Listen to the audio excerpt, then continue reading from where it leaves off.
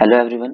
इस वीडियो में हम बात करेंगे कि कैसे आप प्रिपेयर करेंगे C U E T P G 2023 के लिए। ठीक है, अभी मेरे पास अवेलेबल है लाइफ साइंस का सिलेबस, जो कि सेक्शन बी आएगा। उसमें से मैं आपको पहले ये बता दूं कि इसमें सेक्शन बी के बारे में बात करेंगे, इसके बाद सेक्शन ए के बारे में मैं आपको अपनी तरह से बताऊंगा। ओके, तो पी जी क्यू पी 2022 ये कोड है जो अभी तक यूज हो रहा है सी यू ई टी में लाइफ साइंस के लिए। तो सबसे पहले हम बात करेंगे इसके फर्स्ट टॉपिक की, जो है टेक्निक्स। अब टेक्निक्स में आपसे यहाँ पे प्रिंसिपल एंड एप्लीकेशन पूछा गया है इन सब चीजों के, chromatography, spectroscopy, microscopy, electrophoresis, centrifugation, blotting, PCR and radio isotope techniques. अब इस पर्टिकुलर सब्जेक्ट में जो क्वेश्चंस आते हैं, अभी लास्ट टाइम मतलब 2022 में जो क्वेश्चन आया था वो आया थे मैच द फॉलोइंग, जिसमें आपने आपको पी क्यू आर एस करके दे दिए थे और इधर 1 2 3 4 करके ऐसे दे दिया था, जिसमें आपको मैच करना था कि कौन सा कहाँ पे मैच कर रहा है। उसमें टेक्निक्स के क्वेश्चंस आए थे, जैसे सी एम सेलुलोज आ गया कि ये किस चीज में यूज होता है, तो आप बता सकते हो कि ये क्रोमेटोग्राफी में यूज हो सकता है। ठीक है, ऐसे ही क्वेश्चंस आए आए थे अभी 2022 में, तो एक्सपेक्टेड है कि 2023 में भी सेम टाइप के क्वेश्चंस आए। इसके अलावा आप इसके डायरेक्ट क्वेश्चंस के लिए भी प्रिपेयर कर लीजिए, क्योंकि डायरेक्ट स्टेटमेंट बेस्ड क्वेश्चंस भी आ सकते हैं। सीयूईटी में ज्यादा डिफिकल्ट क्वेश्चंस तो नहीं आते, पर आपको जनरल इन सब टेक्निक्स के बारे में पता होना चाहिए। फिर दूसरे टॉपिक पे डायरेक्ट चलते हैं बिना टाइम वेस्ट किए, तो इसमें है क्रोमेटिन स्ट्रक्चर एंड फंक्शंस। अब क्रोमेटिन स्ट्रक्चर्स एंड फंक्शंस में आप क्या पढ़ेंगे, इसमें आप एक्चुअली इसमें डीएनए पैकेजिंग के बारे में आप पढ़ना शुरू कर दीजिए, जिससे आपको यह पता चलेगा कि डीएनए कैसे पैक होगा। जैसे डीएनए, फिर उसके ऊपर हिस्टोन हिस्टोन आते हैं, फिर बाद में H1 की कैसे कैसे मॉडल बनते हैं, जैसे न्यूक्लियोसोम मॉडल बन गया, सोलेनॉइड, ये सब मॉडल्स आप पढ़ लीजिए। इन्हें बिल्कुल स्किप मत कीजिएगा, क्योंकि इनसे डायरेक्ट क्वेश्चंस आ सकते हैं। और इसके अलावा जैसे आपको पता है कि जो हिस्टोन है, हिस्टोन पे भी क्वेश्चंस आए थे। हिस्टोन के अलावा आप याद रखिए कि आपको क्रोमेटिन्स के type, centromere, telomere and concept of gene भी स्किप नहीं करना है। सीयूईटी में आपके लिए बेस्ट होगा कि आप कोई भी टॉपिक स्किप ना करें। फिर थर्ड थर्ड यूनिट पे आ जाते हैं, जो कि है यूनिट ऑफ बायोकेमिस्ट्री। बायोकेमिस्ट्री आपको पता है हर एग्जाम में आएगा, बहुत इंपॉर्टेंट टॉपिक है। ठीक है, इसके लिए इसमें आप structure and functions of proteins, DNA, carbohydrate, lipids and vitamin जरूर पढ़ के जाइएगा। बायो एनर्जेटिक्स भी आप एक बार रीड कर लीजिए, इसमें थोड़ा केमिस्ट्री पोर्शन ज्यादा रहेगा बायो एनर्जेटिक्स में, पर आप थोड़ा बहुत उसको भी लेके चलिए, ताकि उसके बेसिस पे अगर क्वेश्चन कभी फ्यूचर में आए तो आप उसके लिए प्रिपेयर रहें। फिर glycolysis, TCA cycle, electron transport chain and ATP synthesis with oxidation and synthesis of fatty acid, membrane structure and functions. अब इस पर्टिकुलर जो इसके बाद यहाँ से आता है, ये जो ग्लाइकोलिसिस है, फिर टीसीए साइकिल है और electron transport chain and ATP synthesis है, यहाँ तक है ये डायरेक्ट प्रोसेसेस होती हैं। आपको पता करना है कि कैसे कैसे ये फॉर्मेशन होता है। जैसे ग्लाइकोसिंथेसिस में ग्लूकोज का सिंथेसिस होगा, टीसीए साइकिल आपको पता है, इलेक्ट्रॉन ट्रांसपोर्ट चेन कैसे इलेक्ट्रॉन्स ट्रांसपोर्ट होंगे, एटीपी सिंथेसिस कैसे होगा, and oxidation and synthesis of fatty acid. ये मैंने एक्चुअली खुद तो ज्यादा नहीं पढ़ा था, पर आप एक बार इसकी रीडिंग जरूर मार लीजिएगा। फिर मेम्ब्रेन स्ट्रक्चर एंड फंक्शन, ये मेम्ब्रेन स्ट्रक्चर एंड फंक्शन आप प्लाज्मा मेम्ब्रेन के लिए लेके चल सकते हैं, क्योंकि प्लाज्मा मेम्ब्रेन पे भी क्वेश्चन आ सकते हैं। फिर फोर्थ यूनिट है हमारा बायोटेक्नोलॉजी का। अब बायोटेक्नोलॉजी में जो मेन चीज है वो है रिकम्बिनेंट डीएनए टेक्नोलॉजी। ठीक है, अब ये जो रिकम्बिनेंट डीएनए टेक्नोलॉजी है, इसी के अंदर है ये सब gene cloning, application of biotechnology in medicine, industry and agriculture, animal and plant cell culture, environmental biotechnology. अब फिफ्थ सेक्शन आ जाते हैं माइक्रोबायोलॉजी पे। अब माइक्रोबायोलॉजी भी एक ऐसा सब्जेक्ट है जो हर एग्जाम में आजकल पूछा जाता है, क्योंकि आपको माइक्रोब्स के बारे में पता होना चाहिए। तो अब बैक्टीरियल रिप्रोडक्शन जरूर पढ़ के जाइएगा। मैं कहता हूँ ग्रोथ काइनेटिक्स भी एक बार देख के जाइएगा, क्योंकि ग्रोथ काइनेटिक्स से भी 2022 में एक क्वेश्चन आया था। एंटी माइक्रोबियल एजेंट्स, जो कि हमारी एंटीबायोटिक्स होती हैं, उसे भी आप एक बार रिवाइज कीजिए, क्योंकि एंटीबायोटिक्स से भी क्वेश्चंस आ सकते हैं और डायरेक्ट आते हैं, मैच द फॉलोइंग में भी पूछे जा सकते हैं। तो फिर इसमें इसका सिग्निफिकेंस इंडस्ट्रियल एंड एग्रीकल्चरल दिया है, antigen antibody complement system, immunity vaccines. यहां तक ये जो ये सेक्शन है, ये आप कह सकते हैं कि ये इम्यूनोलॉजी से है। अगर इम्यूनोलॉजी का सेक्शंस आप बिल्कुल अच्छे से पढ़ के जाइएगा, वो भी आपके बहुत काम आएगा। अब plant viruses, animal viruses and environmental microbiology. अब ये जो 3 टॉपिक्स यहाँ पे हैं माइक्रोबायोलॉजी के एंड में, इसमें सबसे इंपॉर्टेंट है एनिमल वायरसेस, क्योंकि आपको पता है ह्यूमन से रिलेटेड पूछा जाएगा, क्योंकि ये सब्जेक्ट लाइफ साइंस का है, तो जनरल साइंस आपसे पूछी जा सकती है, उसके लिए भी आप प्रिपेयर रहें। फिर आता है मॉलिक्यूलर जेनेटिक्स का पार्ट। अब ये फुल जेनेटिक्स से रिलेटेड है, इसमें आप इनहेरिटेंस, लिंकेज, ये मेंडल वेंडल ने जो भी दिए थे वो, फिर क्रॉसिंग ओवर, ये सब आप बिल्कुल पढ़ के जाइएगा। क्रोमोसोमल एबरेशंस भी पढ़ लीजिए, एक्स्ट्रा क्रोमोसोमल, मतलब एक तरह से आपको पूरा ही पढ़ना है।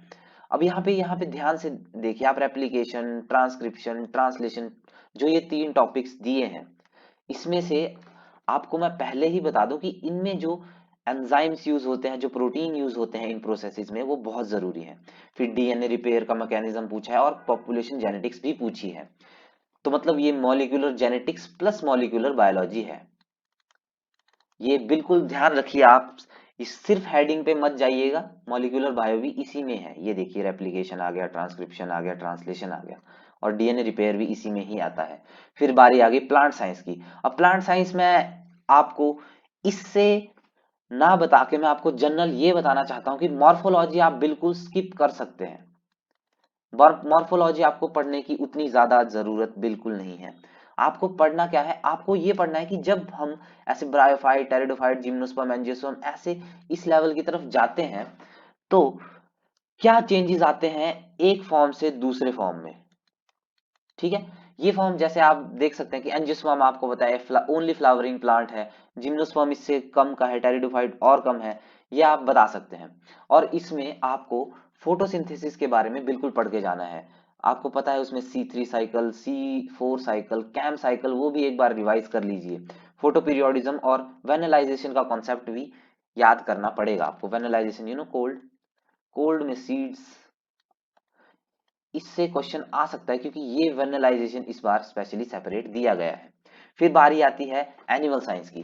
अब एनिमल साइंस में आप ये जो characteristics of invertebrates and vertebrates हैं, इसको आप डिफरेंस के तौर पे याद कीजिए, क्योंकि डिफरेंस के तौर पे इसको याद करना काफी अच्छा रहेगा। और इसमें आपको ना ये इन चीजों से स्टिक होके चलना है कि एनाटॉमी क्या है उनकी, फिजियोलॉजी में डिफरेंस क्या है। ठीक है, आप इनमें भी वही लेके चलिए। आपको पता है कि इनवर्टिब्रेट्स, वर्टिब्रेट्स में कई सब क्लासेस हो सकती हैं, तो उसमें आपको जो उनके स्पेशल फीचर्स हैं वही ज्यादातर दिमाग में रखने हैं। फिर उसके बाद बारी आती है mainly different systems of humans की। एक्चुअली ये फिजियोलॉजी ही है ह्यूमंस की, पर फिजियोलॉजी आपको इनवर्टिब्रेट, वर्टिब्रेट्स थोड़ी थोड़ी देख लेनी है ताकि वो आपके काम आए। फिर nerve impulse transmission, endocrinology, human disease, apoptosis and cancer. अब कैंसर से 2022 में जो क्वेश्चन आया था वो ये था कि कौन कौन से वो जीन्स होते हैं जो कैंसर को सप्रेस करते हैं। अब ये सेम जीन्स जो कैंसर को सप्रेस करते हैं वही कैंसर को इंड्यूस भी कर सकते हैं। ध्यान रखिए कि कोई जीन अगर आपकी बॉडी में काम नहीं करेगा जो कैंसर को सप्रेस कर रहा है, तो मतलब आपको कैंसर होगा। सेम चीज आ जाती है एपोप्टोसिस। एक बार आप इसकी प्रोसेस को पढ़ लीजिए। एपोप्टोसिस प्रोग्राम्ड सेल डेथ है। इसकी जो प्रोसेस होती है वो इतनी बड़ी नहीं है, आप उसको जनरली ऊपर ऊपर से पढ़ सकते हैं। इसके ऊपर क्वेश्चन 2022 में तो नहीं आया, पर आप एक बार इसको रिवाइज कर लीजिए। और रही बात ह्यूमन डिजीजेस की, तो आप जब ह्यूमन फिजियोलॉजी पढ़ेंगे ना, तो उसके अकॉर्डिंग आप इसके डिजीजेस को भी साथ में पढ़िए, क्योंकि इसके डिजीजेस से हमें ये क्वेश्चंस डायरेक्ट आएंगे। ये match the following direct question, statement based question कुछ भी आ सकता है। और मैं आपको बता दूं कि 2022 में जो क्वेश्चंस आए थे वो मैक्सिमम थे स्टेटमेंट बेस्ड। ठीक है, आपको दो चीजें दे दी जाएंगी, एक असर्शन, दूसरा रीजन। ठीक है, मैं आपको एक एग्जांपल अभी दे के बताता हूं। जैसे मैंने एक असर्शन दे दी, अभी मैं यहीं का बताता हूं कि जैसे प्रोकैरियोट्स आर प्रोकैरियोट्स, तो फिर नीचे रीजन दे दिया जाएगा आपको, जिसमें आपको ये ये कहा जाएगा because they lack cell organelles. तो फिर आपको ऑप्शंस दिए जाएंगे 1 2 3 4 करके। तो अब उसमें जैसे आपको पहले दे दिया जाएगा कि both are correct and R is reason for A. तो मतलब ये कहना ये चाहता है कि जो हमने ये रीजन दिया है वो इस चीज को जस्टिफाई कर रहा है या नहीं, वो आपको इन ऑप्शन से पता चलेगा। फिर यहाँ पे ये कंटेंट सेम रहेगा। फिर यहाँ पे सेकंड ऑप्शन में आएगा R is not reason for A. फिर थर्ड ऑप्शन आएगा A is correct, B is incorrect, फिर बोथ आर इनकरेक्ट। ऐसे ऐसे ऑप्शंस आपको आते हैं। तो आपको इनमें से चूज करना है कि ये स्टेटमेंट्स ठीक हैं। सबसे पहले आप यही देखिए कि ये दोनों स्टेटमेंट्स क्या ठीक हैं। अगर आपने वो चेक कर लिया कि हाँ दोनों स्टेटमेंट्स ठीक है, तो जो इनकरेक्ट वाले ऑप्शन है वो आप एलिमिनेट कर सकते हैं। और उसके बाद आपको चेक करना है कि ये जो रीजन दिया गया है क्या वो ए स्टेटमेंट को जस्टिफाई कर रहा है। अब आप सोचेंगे कि इसका आंसर हम कैसे देंगे इस पर्टिकुलर क्वेश्चन का। अब इसका मैं आपको बता दूं कि मैंने जब अपने दोस्त के साथ इस क्वेश्चन को डिस्कस किया था, तो हाँ ये एक रीजन है, पर ये पर्टिकुलर रीजन नहीं है कि प्रोकैरियोट्स को प्रोकैरियोट्स क्यों कहते हैं। प्रोकैरियोट्स को कहते हैं न्यूक्लियस बेसिस पे, क्योंकि वो लैक करते हैं न्यूक्लियस। तो ये रीजन नहीं हुआ, तो इसका आंसर बी हो सकता है कि both the statements are correct but R is not a reason for A. अब इसकी जगह होता कि बिकॉज दे लैक न्यूक्लियस, तो ये स्टेटमेंट करेक्ट हो जाती फर्स्ट वाली। पर यहाँ पे फर्स्ट करेक्ट नहीं है। आप इस बात का बिल्कुल ध्यान रखिएगा। असर्शन और रीजनिंग वाले क्वेश्चंस आपको बहुत मिले हैं 2022 में, तो ये एक्सपेक्टेड है कि 2023 में ये क्वेश्चन जरूर आएंगे, और आप बिल्कुल प्रिपेयर रहिएगा ऐसे क्वेश्चंस को लेके। हमने सेक्शन बी की बात कर ली, अब बारी है सेक्शन ए की बात करने की। अब सेक्शन ए मैंने आपको बताया था कि मैं आपको अपने तरीके से बताऊंगा। तो सेक्शन ए को हम दो क्लासेस में डिवाइड कर सकते हैं। एक है इंग्लिश हमारे पास, और दूसरा है एप्टीट्यूड प्लस मैथ्स। अब इंग्लिश में आपको कुछ पर्टिकुलर चीजों का ध्यान रखना है जो आपको पढ़ के जानी है सीयूईटी पीजी 2023 के लिए। सबसे पहला है वर्ड मीनिंग्स। वर्ड मीनिंग्स का क्या है कि अब डायरेक्ट कोई भी एक वर्ड आ सकता है जो आपको जिसका आपको मीनिंग पता होना चाहिए।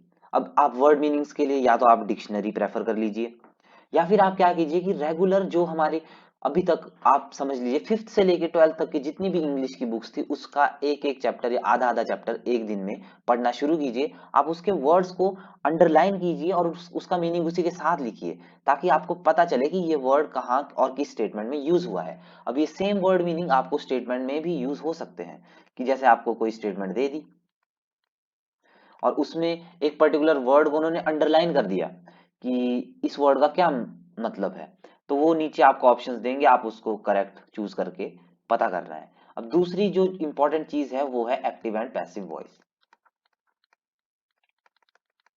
अब एक्टिव एंड पैसिव वॉइस का आपको दे देंगे कि या तो एक्टिव को पैसिव में या पैसिव को एक्टिव में चेंज कीजिए। अब इसमें भी आप एक बार रिवाइज कर लीजिए, ये उतना डिफिकल्ट सब टॉपिक तो है नहीं, पर आप इसको जरूर याद रखिए क्योंकि सीयूईटी के अब तक के क्वेश्चन पेपर्स में एक्टिव पैसिव वॉइस हमेशा आया ही आया है। और थर्ड आपको जो चीज करनी है वो है टेंस।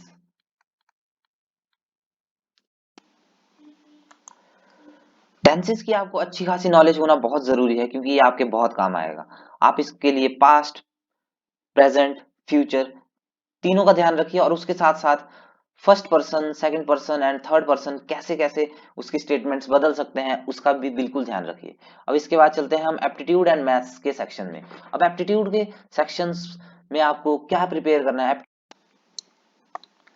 एप्टीट्यूड का सेक्शन ज्यादा मुश्किल नहीं होता है, तो उसके लिए आप जनरल जनरल जो भी प्रिपेयर कर सकते हैं वो आप प्रिपेयर कर लीजिए। आपको फैमिली रिलेशंस का पता होना चाहिए, कोडिंग डिकोडिंग पता होना चाहिए। ये सब नॉलेज आपको YouTube में किसी भी चैनल पे जनरल एप्टीट्यूड जो आपको पढ़ाता है वहां से आप ले सकते हैं। अब मैथ सेक्शन भी इसी के साथ आएगा। अब मैथ सेक्शन में आपको करना क्या है। अब मैथ सेक्शन में पहले तो आपकी addition, subtraction, multiplication and division perfect होना चाहिए। अब परफेक्ट तो नहीं कहूंगा, पर जितना आप बढ़िया से कर सकते हैं उतना आप अच्छे से कीजिए। अब लाइफ साइंस में जनरली बायो के स्टूडेंट होते हैं, उनके मैथ सब्जेक्ट नहीं होता, तो उनके लिए थोड़ा वो डिफिकल्ट हो सकता है, पर सीयूईटी में उसका लेवल उतना हाई नहीं आता। जनरली आपसे डिवीजन के क्वेश्चन पूछे जाते हैं, जैसे 2.783 इंटू समथिंग पूछ लिया, इंटू जैसे 10⁻3। अब इसके जब डिवीजन में देखा जाएगा ना, तो जैसे मैंने 434.777 इंटू 10⁻3, अब इसके जो ऑप्शंस आएंगे उसमें आपको एक्यूरेटली चूज करना है।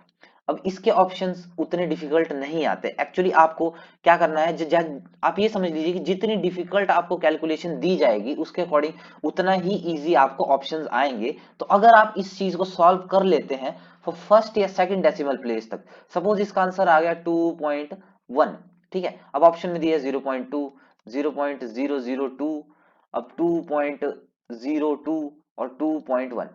आप यहाँ ऑप्शन में क्लियर कट देख सकते हैं कि 2.1 सपोज कर रहा हूं, इसका अगर ऑप्शन आंसर आता है तो ये ऑप्शन आपको करेक्ट मिल जाएगा यहाँ पे, जिसको आपको सॉल्व करने की जरूरत है सिर्फ फर्स्ट डेसिमल प्लेस तक।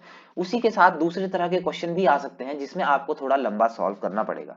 अभी 2022 में एक फ्रैक्शन का क्वेश्चन आया था जिसमें आपको फ्रैक्शंस दे दी थी x अपॉन वाई, ऐसे ऐसे करके तीन चार ऑप्शन दिए थे, A B C and D ना। तो उसमें आपको करना क्या था कि उसको आपको अरेंज करना था या तो डिसेंडिंग ऑर्डर में या फिर असेंडिंग ऑर्डर में। तो ये मैथ्स के क्वेश्चन इस तरह के भी आ सकते हैं। फिर उसके अलावा आपको पता है 10th क्लास में जो आपने पढ़ा होगा, ये एरिया, वॉल्यूम, इन सब के जो फॉर्मूलाज हैं for circle, for sphere, for cube, cuboid, ये सब एक बार पढ़ लीजिएगा, क्योंकि ये भी बहुत काम आएंगे आपको मैथ्स के सेक्शन में, क्योंकि इससे बेस्ड क्वेश्चन आ सकते हैं। और एक आया भी था 2022 में जिसमें आपको कोन और स्फीयर का एरिया पता करना था। अब लास्ट में मेरे पास आपके लिए कुछ 3 बोनस टिप्स हैं जो आपको याद रखनी है ताकि आपके स्कोर हाई रहे सीयूईटी पीजी 2023 के लिए। अब उसमें सबसे पहले टिप है कि आपको फुल सिलेबस कवर करना है। अब ये पर्टिकुलर चीज मैं आपको क्यों बोल रहा हूं, ये इसलिए बोल रहा हूं कि 2021 और उससे पिछले वाले जितने भी उसमें क्वेश्चंस आए थे उसमें बायोकेमिस्ट्री का पार्ट हाई था, बायोकेम हाई आया था, और प्लांट फिजियो कम आया था। पर 2022 में जो क्वेश्चन पेपर आया उसमें पैटर्न रिवर्स हो गया।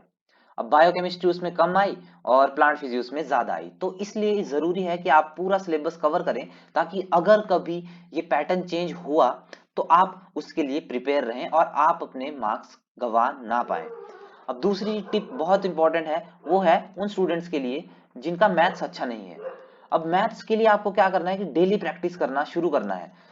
अब डेली प्रैक्टिस, अगर मैं ये कहूंगा कि आप रेगुलर रहेंगे जितना, उतना आपके लिए अच्छा रहेगा, क्योंकि मैथ्स मांगता है प्रैक्टिस। और प्रैक्टिस, क्योंकि मैक्सिमम बायो स्टूडेंट्स मैथ्स नहीं रखते, तो उनको क्या करना है कि at least 1 to 10 questions daily practice करने ही करने हैं।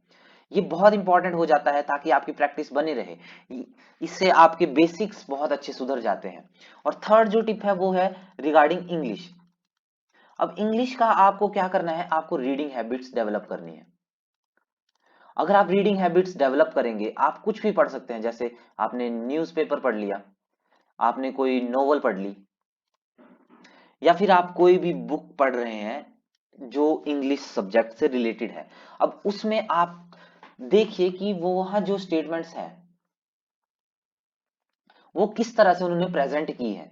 अब उसमें आपको बहुत कुछ मिल सकता है, उसमें आपको टेंसेस की नॉलेज मिल सकती है, उसमें आपको वर्ड मीनिंग्स मिल सकते हैं, उसमें आपको वर्ब्स मिल सकते हैं, नाउन, सब कुछ। आप मतलब जो भी टोटल इंग्लिश का होगा वो आपको उन सब से मिल सकता है। तो आप रीडिंग हैबिट्स जरूर डेवलप कीजिए, ये पर्टिकुलर इंग्लिश सेक्शन के लिए है। अब मैंने इन बोनस टिप्स में मैथ्स और इंग्लिश का ही क्यों बताया। अब मैथ्स और इंग्लिश का इसलिए बताया कि सपोज जितने भी स्टूडेंट सीयूईटी के लिए प्रिपेयर करेंगे, अब वो हम सेक्शन बी तो पढ़ेंगे ही पढ़ेंगे सब, पर डिफरेंस कहाँ आ जाता है, डिफरेंस आता है सेक्शन ए में। अब सेक्शन ए में कैसा डिफरेंस आएगा कि आप कितने प्रिपेयर हैं, वो आपको मार्क्स एडवांटेज दे सकते हैं, जो आपको ओवरऑल एडवांटेज देगा। तो इसी के साथ वीडियो को समाप्त करता हूं। होप आपका एग्जाम अच्छा जाए और इस वीडियो से आपको हेल्प मिली होगी। Thank you very much.